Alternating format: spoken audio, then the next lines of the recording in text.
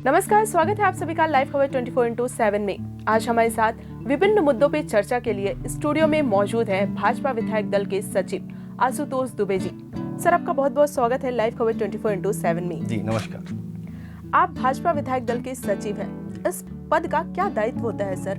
Party की तरफ से किस तरह की जिम्मेदारी दी जाती है? भारतीय जनता पार्टी विधायक दल के जो सचिव का दायित्व होता है कि संगठन और हमारे जितने विधायक हैं और हमारे विधायक जो दल होता है उसका विधानसभा के बीच में समन्वय स्थापित करना जी। तो इसमें अगर जैसे उपस्थिति से संबंधित हो या हमारे विधायक दल की बैठक करना हो तो इसके लिए मेरी जिम्मेदारी तय की गई है। आप राष्ट्रीय टीम के सदस्य भी हैं, राष्ट्रीय मीडिया टीम के सदस्य। मैं भारतीय जनता युवा मोर्चा की राष्ट्रीय मीडिया टीम का सदस्य हूँ और इस दायित्व के तहत राष्ट्रीय युवा मोर्चा टीम द्वारा जो भी मीडिया संबंधित कार्य किए जाते हैं, हमारे राष्ट्रीय अध्यक्ष श्री तेजस्वी सूर्या जी द्वारा जैसे हमें निर्देश मिलते हैं और हमारे राष्ट्रीय संयोजक अमनदीप सिंह जी द्वारा उसके तहत हम काम करते हैं। प्रख्यात कवि पद्मश्री डॉक्टर सुरेंद्र दुबे जी के आप सुपुत्र हैं, कहीं ना कहीं उनकी परछाई आप में नजर आती है। कुछ कविताएं सर आप हमारे दर्शकों को हमें सुनाएं। जी देखिए, स्वाभाविक है कि उनकी परछाई नजर आएगी जी। और कविता या साहित्य एक ऐसा माध्यम है, मैं समझता हूँ, जो राजनीति में बहुत आवश्यक होता है। राजनीति को जब राजनीति कहते हैं कि जब राजनीति लड़खड़ाती है तो एक साहित्यकार ही उसको दिशा और दशा देता है। तो मैं बहुत खुशनसीब हूँ कि मेरे पिताजी आदरणीय डॉक्टर सुरेंद्र दुबे जी हैं और जिनकी परछाई है, शायद मैं इसी वजह से आज अपने कलम के जरिए पार्टी के लिए भी कुछ योगदान कर पाता हूँ। तो सर, अगर आप हमारे दर्शकों को कुछ कविताएं सुना सकें। देखिए, मैं पार्टी में मुद्दों के ऊपर कविताएं लिखता हूँ। जब धान खरीदी वाला विषय चल रहा था, हम विपक्ष में बैठे थे, तब मैंने एक कविता लिखी थी जो काफ़ी वायरल गई थी। मैं उसकी आपको कुछ 4 लाइन सुना देता हूँ। पसीना के नदिया तन को भिगा के, भुइया के माटीला माथा नावा के, 2 जून भर पेट रोटी के सपना, लइका बच्चा बर छानी हो अपना। कैसन ये न्याय किसान ला रुलाए, फाका कराए भूखा सुताए, नंदा जाबे का ओ हमर धान के बोनस, नंदा जाबे का ओ किसान के मेहनत, नंदा जाबे का।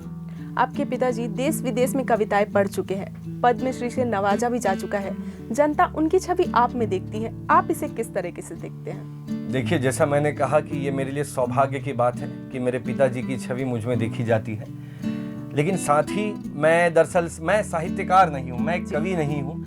मैं मुद्दे आधारित कविता लिखता हूँ जो मेरे भारतीय जनता पार्टी की विचारधारा को समर्थित होती हैं। और जैसा मेरे वरिष्ठ हमारे भारतीय जनता पार्टी की लीडरशिप है, उनकी तरफ से अगर कोई निर्देश मिलता है तो मेरी कलम जो है वो उनके कहने पे चलती है। आगामी लोकसभा चुनाव सर नजदीक है, इसके लिए पार्टी का क्या तैयारियां हैं, किस तरह की रोड मैप तैयार कर रही है पार्टी?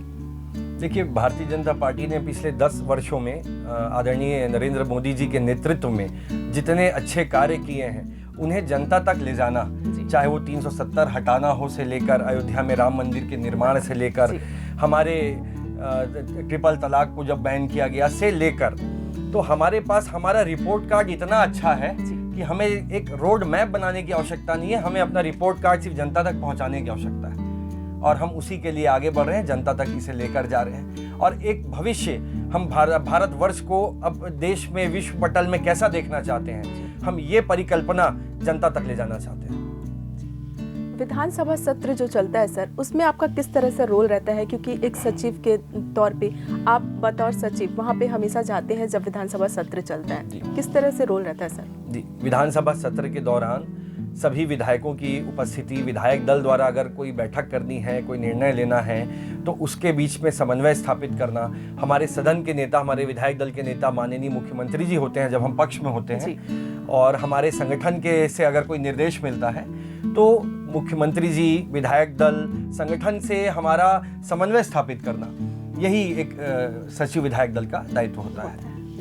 आज के दौर में हम देखते हैं सर, मीडिया के कई प्लेटफॉर्म हैं, जैसे कि print media, electronic media, social media.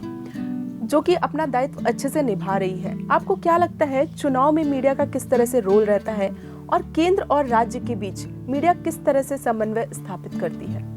देखिए, मीडिया का दायित्व बहुत बड़ा है, इसीलिए शायद उसे हम अपने प्रजातंत्र का या संविधान का चौथा स्तंभ भी कहते हैं जी।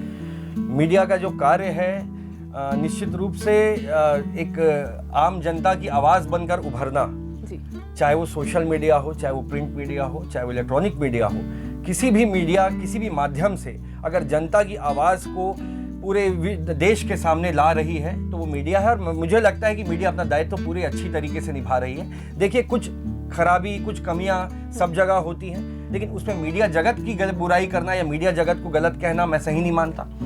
मीडिया जगत अपना कार्य पूरे दायित्व से, पूरे गंभीरता से पूरा कर रही है, ये मेरा मानना है। जी। जैसे कि सर, आप राष्ट्रीय मीडिया टीम के सदस्य भी हैं, तो हम जानना चाहते हैं कि जब चुनाव नजदीक रहता है तो केंद्र और राज्य के बीच आप लोग मीडिया का किस तरह से समन्वय बैठाते हैं? देखिए, हमारा जो दायित्व होता है वो यह होता है कि जो भारतीय जनता युवा मोर्चा द्वारा युवाओं के लिए कार्य किए जा रहे हैं, जो शिविर लगाए जा रहे हैं, जो भी हमारी केंद्रीय योजनाओं से संबंधित हम वहाँ पे युवाओं के बीच जा रहे हैं, तो हमारी ये सब गतिविधियों को अधिक से अधिक युवाओं तक पहुँचाना, जनता तक पहुंचाना, ये हमारा दायित्व होता है। उसके लिए हम मीडिया से समन्वय स्थापित करते हैं और मीडिया के थ्रू हम ये कार्य करते हैं। जैसे कि हम सब जानते हैं, प्रधानमंत्री आवास योजना केंद्र की योजना है, लेकिन इसका संचालन छत्तीसगढ़ समेत कई राज्यों में हो रहा है।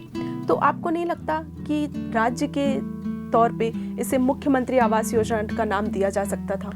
देखिए, मैं इसमें सिर्फ एक लाइन कहना चाहूँगा कि जब एक गरीब की छानी का सवाल होता है, जब एक गरीब के छत का सवाल होता है, जब एक गरीब के आवास का सवाल होता है, तो नाम प्रधानमंत्री हो या नाम मुख्यमंत्री हो, ये सवाल तो कभी नहीं उठना चाहिए। जिस दिन राजनीति में ये सवाल उठने लग जाए कि इस योजना का नाम किस पर रहेगा, तो मैं समझता हूँ उस दिन राजनीति अपने नीचे स्तर पर पहुंच चुकी है। जैसे कि हम सबने देखा, छत्तीसगढ़ में एक बार फिर से बीजेपी की सरकार बनी और इसका बहुत बड़ा एक कारण रहा है, एक नारा बहुत फेमस हुआ था सर, औ नहीं सही वो बदल के रही वो, जो कि आपने दिया था सर।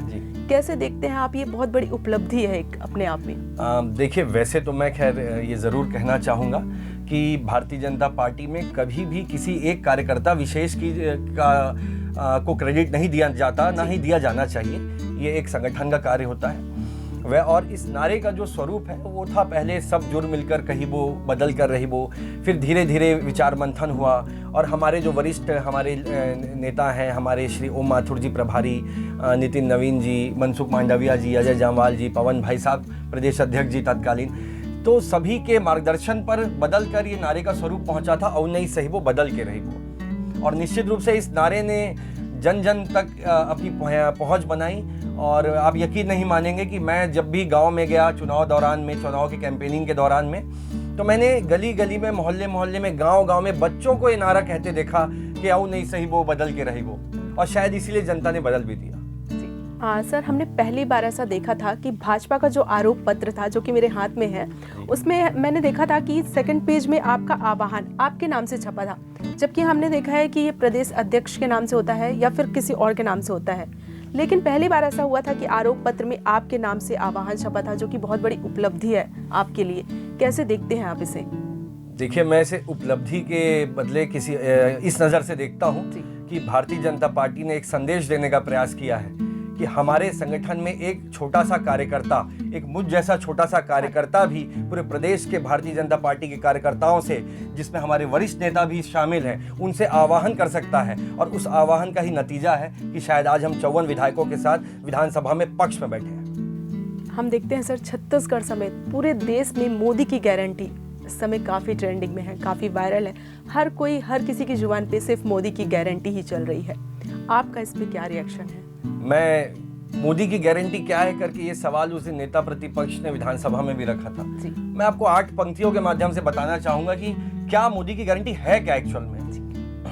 अब एक दिया भी भरी रात से लड़ने सूरज बन जाता है, अब गरीब की रसोई में 2 वक्त खाना बन पाता है, अब हमारे तिरंगे झंडे को पूरा विश्व शीश नवाता है, और भारत को आग दिखाने पर घर में घुसकर मारा जाता है।